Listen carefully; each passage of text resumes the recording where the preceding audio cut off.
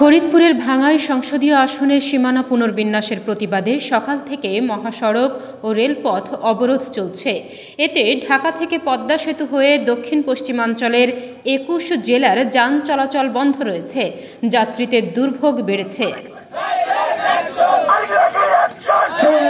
অবরোধে নেতৃত্ব দেওয়ার অভিযোগে আলগী ইউনিয়নের চেয়ারম্যান এম সিদ্দিক মিয়াকে আটক করা হয়েছে।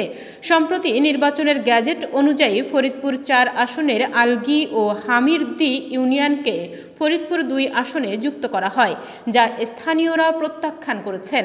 সকাল ৬টা থেকে সন্ধ্যা ৬টা পর্যন্ত সড়ক ও রেল অবরোধ চলমান থাকবে। সড়কে গাছ কাটা ও টায়ার জ্বালিয়ে প্রতিবন্ধকতা সৃষ্টি করা হয়। পুলিশ পরিস্থিতি নিয়ন্ত্রণে এনেছে। এর আগে চেয়ারম্যান সিদ্দিক মিয়া শনিবার সাংবাদিক সম্মেলনে অবরোধ কর্মসূচির ঘোষণা করেন। এদিকে ভাঙ্গা থানার ওসি মোহাম্মদ আশরাফ জানিয়েছেন, আইন শৃঙ্খলা বাহিনী প্রস্তুত রয়েছে।